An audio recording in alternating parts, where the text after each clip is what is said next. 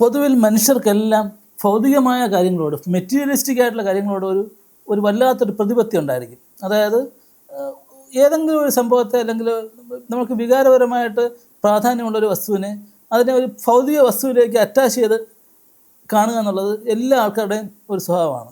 ഉദാഹരണമായിട്ട് എനിക്ക് പനി വരുമ്പോഴത്തേക്ക് ഞാൻ എപ്പോഴും എൻ്റെ രജിസ്ട്രേഷൻ വകുപ്പിലെ സുഹൃത്ത് ഷൈജു രവിയെ ഓർക്കും. കാരണം കോവിഡ് കാലത്ത് 2 തവണ എനിക്ക് കോവിഡ് വന്നു. ആദ്യം വന്ന സമയത്ത് ഭയങ്കര നിയന്ത്രണങ്ങളായിരുന്നല്ലോ. വീടിനകത്ത് അടച്ചിരുന്ന് ഭയങ്കരമായിട്ട് ഞാൻ ബുദ്ധിമുട്ടിയ സമയത്ത് എനിക്ക് ആവി പിടിക്കാനുള്ള യന്ത്രം മേടിച്ചുകൊണ്ട് വന്നത് ഷൈജു രവിയാണ്. പൈസ പോലും എൻ്റെ നിന്ന് മേടിച്ചില്ല.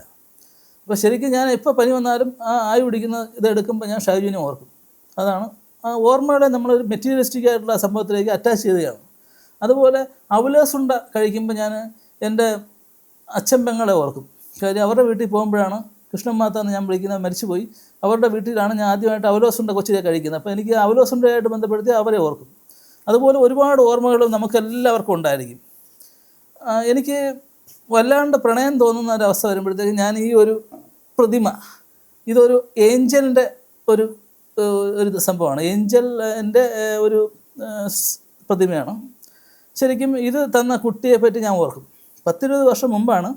ശരിക്കും ഈ വീഡിയോ കാണുമ്പോഴത്തേക്ക് ആ കുട്ടി കരുതും ഈ അന്ന് ഇതിന് പകരം വല്ല ജിഗർത്തണ്ട ജ്യൂസോ വല്ല ഉണ്ടംപൊരിയോ വല്ലതും മേടിച്ച് തന്നാൽ മതിയായിരുന്നു, ഇവനിങ്ങനെ ഇതിനൊരു താജ്മഹലാക്കി മാറ്റുമെന്ന് ഞാൻ ഓർത്തില്ലല്ലോ എന്നൊക്കെ തോന്നും. പക്ഷേ നമുക്ക് മെറ്റീരിയലിസ്റ്റിക് ആയിട്ട് കാര്യങ്ങളോട് ഒരു അറ്റാച്ച്മെൻറ്റ് മനുഷ്യർക്കെല്ലാം പൊതുവായിട്ടുള്ളതാണ്. സോ ഇതിലേക്ക് ഞാൻ എൻ്റെ ശ്രദ്ധ കൊണ്ടുപോകും. എപ്പോഴും നമ്മളൊരു പ്രണയം തോന്നുന്ന എന്തെങ്കിലും എഴുതുമ്പോൾ, അല്ലെങ്കിൽ ആ ഒരു പ്രണയ കവിത എഴുതുമ്പോൾ, അല്ലെങ്കിൽ കഥ എഴുതുമ്പോഴൊക്കെ ഓട്ടോമാറ്റിക്കലി ഇതിലേക്ക് പോകും മനസ്സുകൊണ്ട്. അതിപ്പം ആരുടെയും കുറ്റമല്ല. 10-20 വർഷമായി. ശരിക്കും ആ കുട്ടിയെയും ഞാൻ പുനർജനയിലേക്ക് സ്വാഗതം ചെയ്യുകയാണ്. തീർച്ചയായും വരണം. ഞാൻ ആ കുട്ടിയുടെ കല്യാണത്തിന് പോയായിരുന്നു. എൻ്റെ കല്യാണത്തിന് ആ കുട്ടി വന്നില്ല. ശരിക്കും ആ ഒരു കടം കിടക്കുകയാണ്. അപ്പോൾ കടം ഇങ്ങനെ വീഡിയോ എന്ന് വിചാരിച്ചാൽ മതി. സോ വരണം. പറ്റിയാൽ നല്ലൊരു ഗായികയാണ്, ഒരു പാട്ട് പാടണം. ഇനി ഞാൻ പാട്ട് പാടിക്കുമെന്ന് വിചാരിച്ച് പേടിച്ച് വരാതിരിക്കേണ്ട. ആരോടും ഒരു വർഷം പോലും മിണ്ടത്തില്ല, വന്നിട്ട് പങ്കെടുത്തിട്ട് പോകാം. സോ അത്തരത്തിൽ ഉള്ള ഒരു വൈബ് പ്രോഗ്രാമാണ് ശരിക്കും പുനർജനി. പിന്നെ എന്താണ് പറയേണ്ടത്?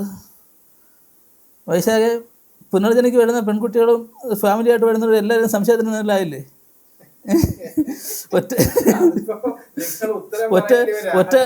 ഒറ്റയടിക്ക് ഒരു മോട്ടിവേഷൻ ട്രെയിനിങ് പ്രോഗ്രാം പ്രണയകഥയായി മാറിയില്ലേ? അതെ അതെ. നമ്മളിപ്പോൾ പുനർജനി വേദിയിലേക്ക് കയറുന്ന ഘട്ടം തൊട്ട് നമ്മൾ ക്യാമറ സർവൈലൻസിലായിരിക്കും. അതായത് സൂപ്പർമാൻ ഷോ 1995 എന്നൊരു സംഭവം ഉണ്ടല്ലോ മറ്റേ സിനിമയ്ക്കകത്ത്. അതുപോലെ നമ്മൾ ഇതിങ്ങനെ അതെ അതെ. ശരിക്കും ആ സന്ദർഭത്തിൽ നമ്മൾ മിക്സ് ചെയ്യുന്ന പാട്ട് മ്യൂസിക്കൽ മെഗാ ഷോ ആണ് 96. അതിടാം. അല്ലെങ്കിൽ ആ ബോഡി ഗാർഡിലെ അരികത്തായ ആരോ ഓടുന്നുണ്ടോ എൻ്റെ മനസ്സാണോ, ആ പാട്ട് പ്ലേ ചെയ്യാം. പക്ഷെ നല്ല നൈസായിരിക്കും സംഭവം. അതെ, വൈബായിരിക്കും. അപ്പോൾ ശരിക്കും പുനർജനിയിലേക്ക് ആ കുട്ടിക്ക് സ്വാഗതം. വരണം, വരാതിരിക്കരുത്. അപ്പം ഞാനിത് പറയാൻ കാര്യം എന്താണ്? ഗിഫ്റ്റിൻ്റെ കാര്യം. അതിലേക്കാണ് പ്രധാനമായിട്ടും വരുന്നത്. കാര്യം നമ്മൾ പുനർജനിക്ക് വരുന്ന എല്ലാ പാർട്ടിസിപ്പൻസിനും നമുക്ക് ഒരു ഗിഫ്റ്റ് നമ്മൾ കൊടുക്കുന്നുണ്ട്. അതായത് ഒരു എന്താ പറയുക, ഒരു സ്പെഷ്യൽ ഗിഫ്റ്റാണത്. ശരിക്കും അത് കസ്റ്റമൈസ്ഡ് ആയിട്ട് അവരുടെ ഫോട്ടോ വെച്ച് കൊടുക്കാനുള്ള ഓപ്ഷനുണ്ട്, അല്ലാതെയും കൊടുക്കാനുള്ള ഓപ്ഷനുണ്ട്. എന്താണ് ആ ഗിഫ്റ്റിൻ്റെ എന്നുള്ളത് ഞാൻ പെയ്ഡ് പാർട്ടിസിപ്പൻസിന് അതിൻ്റെ ഡീറ്റെയിൽസ് ഇട്ട് കൊടുക്കാം. ചെറിയ പ്രൈസ് ഉണ്ട്. എന്നാൽ അത് ബൾക്കായിട്ട് എടുക്കുമ്പോഴത്തേക്ക് ആ പ്രൈസ് വളരെ കുറച്ചെടുക്കാൻ പറ്റും. ഇത്തരത്തിലുള്ള ഒരു പ്രോഗ്രാമിൻ്റെ ഭാഗമായിട്ട് ഇത് സ്വന്തമാക്കുമ്പോഴത്തേക്ക് നമുക്ക് ഉണ്ടാകുന്ന ഒരു മെച്ചം എന്ന് വെച്ചാൽ, അന്ന് ഒരുപാട് ലൈഫിൽ ടീച്ചിങ്സ് മീൻസ് ഒരുപാട് ലെസൺസ് നമ്മൾ പഠിക്കും. ലെസൺസ് പഠിക്കുക എന്ന് വെച്ചാൽ ഒരിക്കലും സ്കൂൾ മോഡല്ല, ഒരു ഡിസ്കഷൻ മോഡാണ്. തീർച്ചയായിട്ടും ഒരുപാട് കാലഘട്ടത്തിന് ശേഷമായിരിക്കും പലരും ഇതുപോലൊരു ക്ലാസ്സിൽ വന്നിരിക്കുന്നത്. ശരിക്കും നിങ്ങൾക്ക് ഒരുപാട് എക്സ്പീരിയൻസുകൾ കിട്ടും. ഇപ്പോൾ ഉദാഹരണമായിട്ട് പല ആൾക്കാർ പഠിപ്പിക്കുന്ന പാഠങ്ങൾ ജീവിതത്തിൽ ഉപയോഗിക്കപ്പെടുന്ന ഘട്ടം വരുമ്പോഴത്തേക്ക് നിങ്ങൾ ഈ ഗിഫ്റ്റുമായിട്ട് അതിനെ അറ്റാച്ച് ചെയ്ത് കഴിഞ്ഞാൽ എത്ര വർഷം കഴിഞ്ഞാലും നിങ്ങൾ ഓർക്കും. ഉദാഹരണമായിട്ട് ബിജു പത്മനാഭൻ സാർ അന്ന് അങ്ങനെ പറഞ്ഞു, KP രവീന്ദ്രൻ ഇങ്ങനെ പറഞ്ഞു, ആൻഡോ മൈക്കിൾ സാർ പറഞ്ഞ കാര്യമാണല്ലോ ഇപ്പോൾ സംഭവിച്ചുകൊണ്ടിരിക്കുന്ന എൻ്റെ ജീവിതത്തിൽ, നമുക്കിത് പ്രയോഗിക്കാം പുനർജനി. അപ്പോൾ അങ്ങനെ അത്തരത്തിലുള്ള ലൈഫ് ടീച്ചിങ്സ് ആണ് സംഭവിക്കുന്നത്. അപ്പോൾ ഇത്തരം ഒരു ഗിഫ്റ്റുമായിട്ട് അറ്റാച്ച് ചെയ്ത് വെച്ച് കഴിഞ്ഞാൽ നമുക്കത് വളരെ നന്നായിരിക്കും. അതുകൊണ്ടാണ് നമ്മൾ ആ ഗിഫ്റ്റ് ഇൻട്രൊഡ്യൂസ് ചെയ്യുന്നത്. ഞാനത് ചോദിച്ചു വെച്ചിട്ടുണ്ട്. ഗിഫ്റ്റ് അതിൻ്റെ വില സിംഗിൾ പീസ് 300 ആണെങ്കിലും ബൾക്ക് എടുക്കുമ്പോൾ 200 രൂപയ്ക്ക് കിട്ടുന്ന സംഭവമാണ്. അത് ശരിക്കും കസ്റ്റമൈസ്ഡ് ആയിട്ടുള്ള ഒരാൾക്ക് കസ്റ്റമൈസ്ഡ് ആയിട്ട് ചെയ്ത് കൊടുക്കാൻ പറ്റുന്ന സാധനമാണ്. നമുക്ക് എന്തായാലും അത്തരത്തിലുള്ള ഒരു ഗിഫ്റ്റ് നിങ്ങൾ ആർക്കൊക്കെ വേണമെന്നുള്ളത് ഒന്ന് സ്പെസിഫൈ ചെയ്ത് പറയണം. ഞാൻ പെയ്ഡ് പാർട്ടിസിപ്പൻസിന് മാത്രം ഉദ്ദേശിച്ചിട്ടുള്ളതാണ്. ആർക്കൊക്കെ വേണമെന്ന് സ്പെസിഫൈ ചെയ്ത് പറയുമ്പോൾ അതനുസരിച്ച് ഞാൻ ഓർഡർ ചെയ്ത് വരുത്തി സാധനം അവിടെ വെച്ച് കൊടുക്കാം. എന്ന് മാത്രമല്ല നമ്മുടെ വിശിഷ്ടാതിഥികൾക്ക് കൊടുക്കുന്നത് ഇത് തന്നെയാണെന്നുള്ളതാണ് കാര്യം. മൊമെൻ്റോ ഒന്നുമല്ല നമ്മൾ കൊടുക്കുന്നത്, കാര്യം ഇത് വ്യത്യസ്തമായൊരു പ്രോഗ്രാമാണ്. ഇതിനകത്ത് നമ്മൾ പലരും എന്നോട് പറഞ്ഞിട്ടുണ്ട്, വിശിഷ്ടാതിഥികളായിട്ടുള്ള വിശിഷ്ട വ്യക്തികൾ പലരും പറഞ്ഞിട്ടുണ്ട് അവരുടെ വീട്ടിൽ മൊമെൻ്റോ വെക്കാൻ സ്ഥലമില്ല, കാര്യം പൊന്നാടകൾ കൊണ്ട് അലമാര നിറഞ്ഞു. അത് ഒരു ശല്യമാണ് അവർക്ക്, കാര്യം മൊമെൻ്റോ വെക്കാൻ സ്ഥലമില്ലാതെ വിഷമിക്കുന്ന ആൾക്കാരുണ്ട്. അത്രയും ബുദ്ധിമുട്ട് അനുഭവിക്കുന്ന സെലിബ്രിറ്റീസും ഉണ്ട്. നമുക്കൊക്കെ ഒരു മൊമെൻ്റ് കിട്ടാൻ കൊതിയായിട്ടിരിക്കുന്നു.